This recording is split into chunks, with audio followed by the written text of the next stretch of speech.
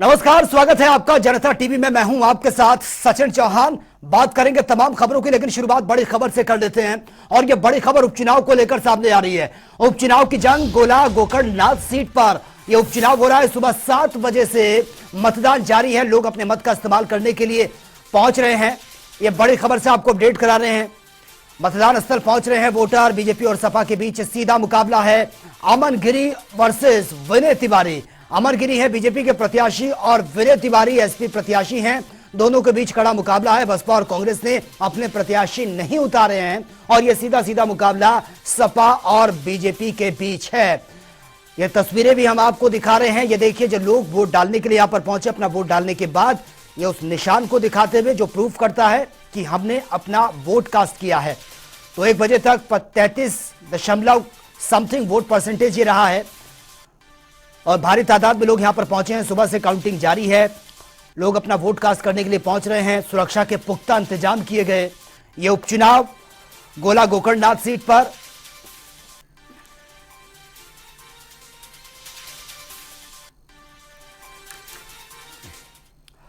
और ज्यादा जानकारी के साथ संवाददाता राजेश शुक्ला हमारे साथ इस वक्त बने हुए हैं। राजेश, उपचुनाव जिस तरह से लोग यहां पर अपना वोट डालने के लिए पहुंचे, हमने देखा सुबह 7 बजे से लंबी लंबी लाइनें लगी हैं। कड़ा मुकाबला है बीजेपी और सपा के बीच, क्योंकि कांग्रेस और बसपा ने अपना प्रत्याशी नहीं उतारा।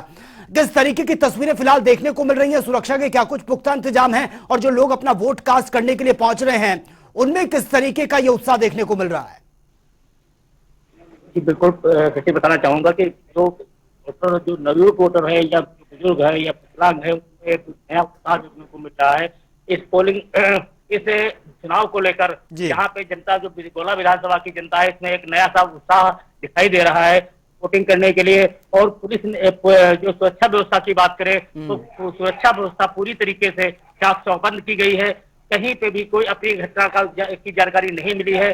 पूरी तरीके से पुलिस व्यवस्था, सीआरपीएफ और पीएससी की व्यवस्था की गई है, जिससे कि कोई भी अपनी घटना न घट नहीं पाए। इसलिए पूरी तरीके से सुरक्षा व्यवस्था जो है लखीमपुर खीरी में जो गोला विधानसभा है उसमें पूरी तरह से चौकबंद है।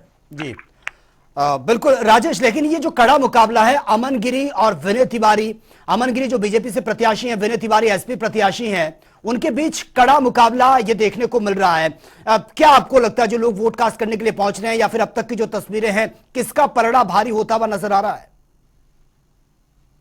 जी बिल्कुल, बताना चाहेंगे सचिन कि जो इस समय चुनाव की जो सरगर्मियां हैं वो काफी तेजी से चल रही है। काफी उत्साहित मतदाता वोटिंग कर रहा है। लेकिन जो यहाँ पे चुनाव ये देखने को मिल रहा है कि सपा और भाजपा दोनों में कड़ी टक्कर है। अब ये मुकाबला कहाँ पे जाता है, किसके सर पे ताज बंदा है, ये तो कहना मुश्किल होगा। लेकिन जो मुकाबला है काफी कड़ा है। अगर सपा और बसपा, कांग्रेस और बसपा ने प्रत्याशी उतारे होते तो ये मुकाबला कुछ और होता है। लेकिन यहाँ पे जो मुकाबला देखने को मिल रहा है वो काफी कड़ी टक्कर है दोनों में, कि हार जीत की अटकलें लगा पाना मुश्किल है। बिल्कुल राजेश, लेकिन जिस तरह से आज 6 नवंबर को रिजल्ट भी आ जाएगा, उसमें स्थितियां क्लियर हो जाएंगी। लेकिन सुबह 7 बजे से हम देख रहे हैं लंबी लंबी लाइनें लगी थी। फिलहाल अब किस तरीके की स्थिति देखने को मिल रही है? क्या अभी भी लोग भारी तादाद में पहुंच रहे हैं? कितना परसेंटेज हो चुका है वोटिंग का अब तक? करीब 48% वोटिंग हो चुकी है। इस समय मैं सोहेला बूथ पे खड़ा हूँ, जहाँ पे एक दो लोग ही वोटिंग करने के लिए आ रहे हैं। काफी संख्या में यहाँ पे जो यहाँ का प्रतिशत है वो करीब 55 के करीब गया हुआ है। लेकिन उसके बाद में इस समय पे यहाँ पे इक्का दुक्का लोग ही मतदान करने के लिए आ रहे हैं। ठीक है, चलिए राजेश, बहुत बहुत शुक्रिया फिलहाल आपका इस तमाम जानकारी के लिए। तो ये बड़ी खबर से आपको अपडेट करा रहे थे, जहां पर उपचुनाव को लेकर भारी तादाद में सुबह के टाइम वो तस्वीरें हमने देखी जब लोग वोट कास्ट करने के लिए पहुंच रहे थे। तो चलिए रुक लेते अगली खबर का। सीएम आवास से योगी आदित्यनाथ ने श्री रामचरण पादुका की पूजा कर रथ को रवाना किया है और इस दौरान साधु संतों की उपस्थिति में मुख्यमंत्री ने आपको बता दें कि मंत्रोच्चारण के साथ विधि विधान से श्री रामचरण पादुका की पूजा अर्चना की। गंगा जल से आचमन और श्री रामचरण पादुका पर पुष्प अर्पित कर भगवान श्री राम से लोक कल्याण की मंगल कामना उन्होंने की है। और इस पूजा में केंद्रीय मंत्री अश्विनी चौबे, परिवहन मंत्री दयाशंकर सिंह सहित तमाम साधु संत भी मौजूद थे। साधु संतों ने मुख्यमंत्री योगी आदित्यनाथ को भगवान श्री राम पर आधारित पुस्तक और गंगा जल भेंट किया है। और बताया जा रहा है कि श्री राम कर्मभूमि यात्रा अयोध्या से बक्सर होते हुए जनकपुर धाम तक ही जाएगी। सीएम योगी ने कर्मभूमि यात्रा को रवाना किया। सीएम ने श्री रामचरण पादुका की पूजा अर्चना भी की है।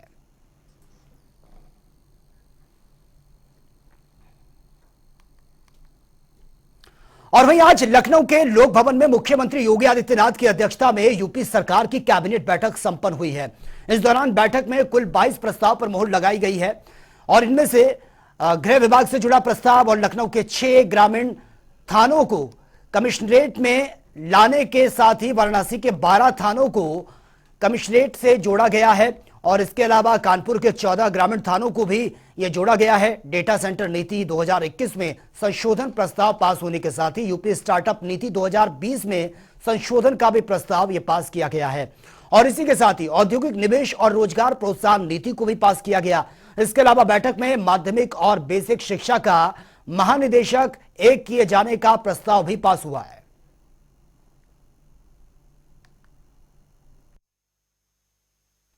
किसी ने धार्मिक भावनाएं भड़काने का काम किया है, हम कड़ी कार्रवाई करेंगे, किसी को बख्शे नहीं। शाहजहांपुर की घटना का आपने मुझे बताया है कि अभी हम पुलिस के उच्च अधिकारियों से बात करके किसी भी स्थिति में हम ऐसे किसी व्यक्ति को नहीं बख्शेंगे जो सामाजिक विद्वेष पनपाने के लिए कुकृत्य कर रहे हैं और समाज को गलत दिशा दे रहे हैं। हम कड़ी कार्रवाई करेंगे। और वहीं उप मुख्यमंत्री केशव प्रसाद मौर्य कानपुर देहात पहुंचे हैं, जहां पर उन्होंने केंद्रीय मंत्री साध्वी निरंजन ज्योति के आश्रम भक्ति योग वेदांत संत सम्मेलन समेत सामूहिक विवाह कार्यक्रम में शिरकत की है। जहां पर उन्होंने केंद्रीय मंत्री साध्वी निरंजन ज्योति के आश्रम पहुंचकर साध्वी जी को माला पहनाकर उनका आशीर्वाद दिया। साथ ही केशव प्रसाद मौर्य मूसानगर स्थित अखंड परमार्थ एवं नंदिनी गौशाला परिसर में आयोजित कार्यक्रम में भी वो शिरकत करेंगे और कार्यक्रम के बाद विभागीय अधिकारियों के साथ डिप्टी सीएम की बैठक होनी है और बैठक के बाद स्थानीय निर्माणाधीन परियोजनाओं का निरीक्षण भी किया जाएगा।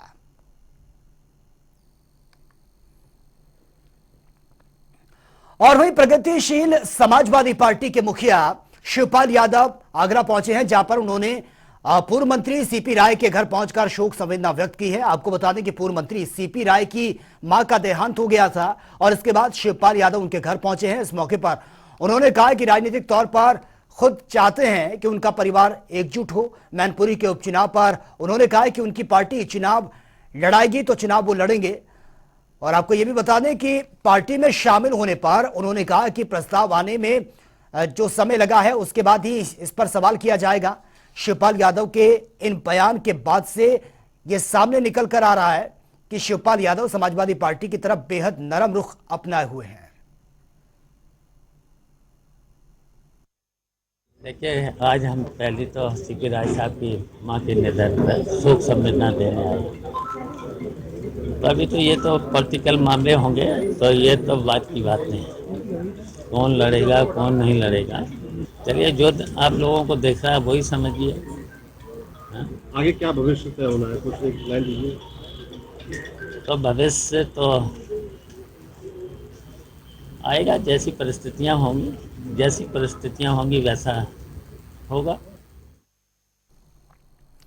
और वही माफिया धनंजय सिंह बीजेपी में रास्ता खोजने में लगे हैं। इसी क्रम में मंत्री दयाशंकर सिंह ने धनंजय सिंह की लक्ष्मीकांत वाजपेयी से मुलाकात भी करवाई है। लक्ष्मीकांत वाजपेयी 2022 विधानसभा चुनाव से पहले ज्वाइनिंग कमेटी के अध्यक्ष वो रह चुके हैं। साथ ही दयाशंकर सिंह ज्वाइनिंग कमेटी के सदस्य थे। अब लक्ष्मीकांत वाजपेयी राज्यसभा सांसद और दयाशंकर सिंह यूपी में परिवहन मंत्री हैं।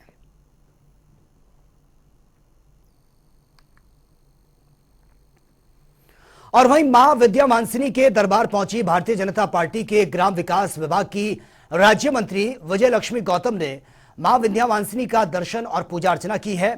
उन्होंने बताया कि मां के दर्शन के उपरांत विभागीय स्तर पर जनपद में बैठक भी करूंगी और कल्याणकारी योजनाओं के बारे में चर्चा भी होनी है। मुख्यमंत्री योगी आदित्यनाथ से उनके नेतृत्व में सभी मंत्रिमंडल के लोग जनपद के दौरे पर हैं। सभी विभागों का निरीक्षण भी किया जाएगा, कल्याणकारी योजनाओं पर चर्चा भी होगी। मुख्यमंत्री जी की सोच है कि जितने भी कल्याणकारी योजनाएं हैं हर जगह पर व्यक्ति तक वो पहुंचे। और मां विद्या मानसिनी के दरबार में कॉरिडोर का कार्य चल रहा है, उसे देखकर उन्होंने अपनी खुशी भी जताई है। उन्होंने कहा कि आप यहां पर आराम से आइए, मां विद्या मानसिनी का दर्शन कीजिए और हमारी आस्था का यह केंद्र है, उन जगहों पर उत्तम व्यवस्था भी की जा रही है। एक एक हमारी जनता पे है और माँ की बहुत महिमा है, बहुत कृपा है। इनकी बहुत गाथाओं को हम सभी ने सुना है, इनकी कृपाओं को सुना है। तो यहाँ पे मैं मिर्ज़ापुर में अपने विभाग के समीक्षा बैठक करने आई हूँ। तो पहले समीक्षा बैठक करने से पहले और यहाँ जनता के बीच जाने से पहले मैं माँ का आशीर्वाद ली हूँ और यहाँ से निकलूँगी तो अपने विभागीय अधिकारियों के साथ समीक्षा बैठक करूँगी और हमारे परम पूज्य योगी आदित्यनाथ महाराज जी के, जो हमारे मुख्यमंत्री जी के नेतृत्व में हम सभी मंत्रिमंडल के सभी मंत्रीगण जो है पूरे जनपद में जनपदीय दौरे पे हैं। और वहीं मथुरा में वृंदावन मार्ग पर स्थित वृंदावन गार्डन होटल में आज सुबह अचानक से तेज आग लग गई। आग के डर से होटल में ठहरे यात्रियों में चीख पुकार मच गई। अफरा तफरी का माहौल देखने को मिला। और आपको यह भी बता दें कि सूचना मिलते ही पुलिस और फायर ब्रिगेड की टीम मौके पर पहुंची है। कई घंटे तक फायर विभाग की टीम मौके पर जब नहीं पहुंची तो तेज आग के चलते सबसे ऊपर वाले स्टोर रूम में सो रहे 2 कर्मचारी इसमें जलकर उनकी मौत हो गई है। आग इस पूरे प्रकरण में एसएसपी का कहना है कि होटल में भागवत में शामिल होने के लिए कुछ लोग यहां पर ठहरे हुए थे और उन्हीं के 2 कर्मचारियों की मौत की खबर है। और आगे एसएसपी ने यह भी कहा कि अभी तक आग लगने का कारण साफ नहीं हो पाया है और इस पूरे मामले की जांच करवाई जा रही है। वृंदावन गार्डन है जिसमें सुबह के समय ये सूचना मिली कि इनके टॉप फ्लोर पे एक कमरे में आग लग गई है। जिसके बाद सीएफओ और फायर की टीम तत्काल मौके पर पहुंची, अन्य वरिष्ठ अधिकारी तत्काल मौके पर पहुंचे। आग को बुझाया गया है। वर्तमान में होटल जो है, होटल की 2 बिल्डिंग्स है। एक बिल्डिंग है जिसमें होटल के रूम्स हैं और दूसरी बिल्डिंग है जिसमें टॉप फ्लोर पे स्टोर रूम था जिसमें आग लगी थी। उसके नीचे एक रेस्टोरेंट और नीचे एक रूम और है। तो ये दोनों इंटरकनेक्टेड बिल्डिंग है। जो सेकंड बिल्डिंग थी जिसमें स्टोर रूम था, उसमें टॉप फ्लोर पे जो स्टोर रूम था उसके अंदर 2 इनके टेम्प्रेरी लेबर के स्टाफ वर्तमान में यह भागवत कथा चल रही थी। तो उसके लिए लोगों ने जिसको हायर किया हुआ था वो लोग अंदर सो रहे थे। अनफॉर्चुनेटली उन दोनों की मृत्यु हो गई है। ऐसा प्रतीत होता है कि क्योंकि उस कमरे में इनकी सारी फाइल्स, पर्दे, टेंट का सारा सामान, कुछ इलेक्ट्रॉनिक्स की चीज़ें, हीटर वगैरह अन्य चीज़ें रखी हुई थी, तो प्रथम दृष्टया हो सकता है या तो किसी शॉर्ट सर्किट या किसी बिजली के ऐसी चीज़ की वजह से जिससे आग लगने से वो चीज़ फैल गई, ऐसा प्रतीत हो रहा है। और वहीं हजरतगंज में एक बार फिर आग ने अपना तांडव मचाया है। बीच हजरतगंज स्थित प्रिंस कॉम्प्लेक्स में सुबह कई फ्लोर में आग लग गई थी। कॉम्प्लेक्स के आपको बता दें कि आग लगने से काफी नुकसान भी हुआ। ऑफिस और कई कोचिंग सेंटर इसमें आते हैं और आग लगने के समय कोचिंग में पढ़ने वाले कई छात्र और ऑफिस में काम करने वाले लोग इसमें मौजूद थे। अग्निकांड में करीब 3 घंटे रेस्क्यू ऑपरेशन चला जिसमें सभी को सुरक्षित निकाला गया है। मानकों के विपरीत कॉम्प्लेक्स में आग पर काबू पाने के कोई इंतजाम नहीं थे, जबकि पहले भी इस कॉम्प्लेक्स में कई बार आग लग चुकी है। कांड के बाद हाई कोर्ट काफी सख्त नजर आया। उसने हाई पावर कमेटी बनाने का ऐलान किया और कहा है कि डीआईजी फायर की जो रिपोर्ट है वो कहीं ना कहीं संशय के घेरे में हैरानी जताई है। फिलहाल लिवाना कांड के बाद पूरे प्रदेश में कहा गया कि थाना स्तर पर जांच की जाए और ऐसे भी जो संस्थान है या ऐसी बिल्डिंग चिन्हित की जाए जहां पर आग लगने के बाद जान को खतरा हो। फिलहाल फायर और जिला पुलिस की तरफ से सभी संस्थानों को चिन्हित किया गया, लेकिन आज ये एक हादसा फिर सामने आया है। और खास बात है कि लिवाना जो होटल था उससे चंद कदमों की दूरी पर ही ये प्रिंस कॉम्प्लेक्स है। यहाँ पर एक कोचिंग सेंटर में आग लगी है। कई बच्चे यहाँ पर फंसे होने की बात भी सामने आ रही है। और इस कंजेस्टेड बिल्डिंग में आप देख सकते हैं कि वेंटिलेशन का कोई इंतजाम नहीं है। और इस बिल्डिंग को लेकर पहले भी कई बार आग लगी और सवाल खड़े हुए हैं कि आखिर अगर जिस तरह से यहाँ पे कई ऐसे कोचिंग सेंटर हैं जो इस बिल्डिंग में चलते हैं, तो फिलहाल सवाल खड़े हुए थे कि अगर यहाँ पर किसी तरह का हादसा होता है या फिर आग लगती है तो किस तरह से जान माल की सुरक्षा की जाएगी।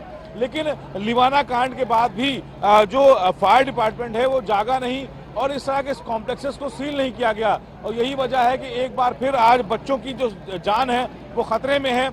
डीआईजी फायर की रिपोर्ट पर सवाल भी खड़े हुए थे जब लिवाना कांड में उन्होंने जो अपनी रिपोर्ट प्रेषित की है कोर्ट को, और हाई कोर्ट ने सख्ती भी जताई है और कहा है कि जिस तरह से फायर के जो अधिकारी हैं उन पर कार्रवाई नहीं की गई और जिस तरह से एनओसी दी गई थी लिवाना कांड को, लिवाना होटल को, उन सब मामलों को लेकर भी सवाल खड़े हुए थे। तो फिलहाल आज ये प्रिंस मार्केट में जो आग लगी है ये फिर एक बड़ा सवाल खड़ा कर रही है फायर डिपार्टमेंट पे कि इस तरह की बिल्डिंग्स को आखिर चिन्हित क्यों नहीं किया जाता। जहां पर बच्चे पढ़ने आते हैं, बड़ी तादाद में बच्चे इन कॉम्प्लेक्सेस में रहते हैं, तो फिलहाल अगर ऐसी बिल्डिंग्स को चिन्हित नहीं किया गया तो कहीं ना कहीं एक बड़ा सवाल भी है, और सवालों के घेरे में अब फायर डिपार्टमेंट भी है कि आखिर इन डिपार्टमेंट ऐसी बिल्डिंगों को क्यों छोड़ दिया गया। लेकिन आज इस घटना के बाद जो फायर डिपार्टमेंट है वो मौके पे पहुंचा है, पुलिस के लोग हैं। अभी फिलहाल अंदर रेस्क्यू ऑपरेशन चल रहा है। एक बड़ी तादाद में बताया जा रहा है कि बच्चे भी अंदर फंसे हैं।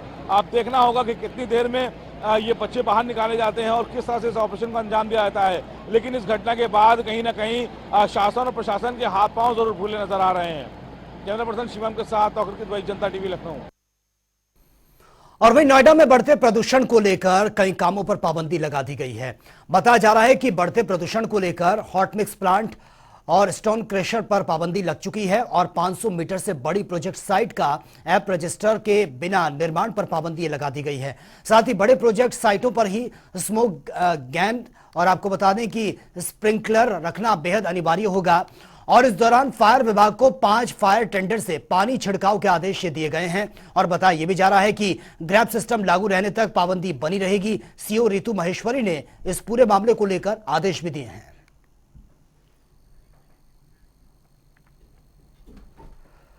और वहीं दिवाली के बाद से ही आगरा की आबो हवा बदलती भी नजर आ रही है। जिला अस्पताल की अगर बात की जाए तो यहां पर पहुंचने वाली भीड़ में अधिकतर मरीज इसी आबो हवा से वो परेशान नजर आ रहे हैं। मुख्य चिकित्सा अधीक्षक अशोक कुमार अग्रवाल का कहना है कि जिला अस्पताल पहुंचने वाले मरीजों में 30 से 40% मरीजों की संख्या प्रदूषण और बदलते मौसम के कारण ही यह आज देखने को मिल रही है। आज सुबह से ही पूरे शहर को प्रदूषण की एक ऐसी चादर में गैलिये लपेटा हुआ है जिसके चलते 100 मीटर दूरी भी धुंधली नजर आ रही थी और ताज का दीदार करने पहुंचे पर्यटकों को भी इस समस्या का सामना करना पड़ा। दिल्ली और एनसीआर के बाद अब प्रदूषण की मार ताज नगरी आगरा पर पड़ती दिखाई दे रही है। अब हालात ऐसे हुए हैं कि प्रदूषण के चलते 100 मीटर में भी आदमी देख नहीं पा रहा है। इस समय मैं हूं ताजमहल के पीछे के हिस्से में और आप देख रहे हैं यहाँ से ताजमहल हम दर्शकों को कई बार दिखा चुके हैं और यहाँ से इस समय ताजमहल अदृश्य हो चुका है। इसका कारण है प्रदूषण की वह लेयर, वह धुंध जिससे ताजमहल अदृश्य हो गया है और जिसके चलते चिकित्सकों का साफ साफ कहना है कि इस प्रदूषण की मार से लोगों को अस्थमा का अटैक हो सकता है, फेफड़ों में परेशानी आ सकती है और इसके साथ ही एलर्जी उनकी बढ़ सकती है, आंखों में भी किरकिरापन आता है, आंसू निकलते हैं और उनको चाहिए कि ड्रॉप लगातार इस्तेमाल करें। इसके साथ ही चिकित्सकों का साफ साफ कहना है कि छोटे बच्चों को घर से बाहर न निकालें और स्कूल बच्चे जो जा रहे हैं उनको या बाहर जो भी लोग निकल रहे हैं उनको तो ट्रिपल लेयर का मास्क पहनना चाहिए।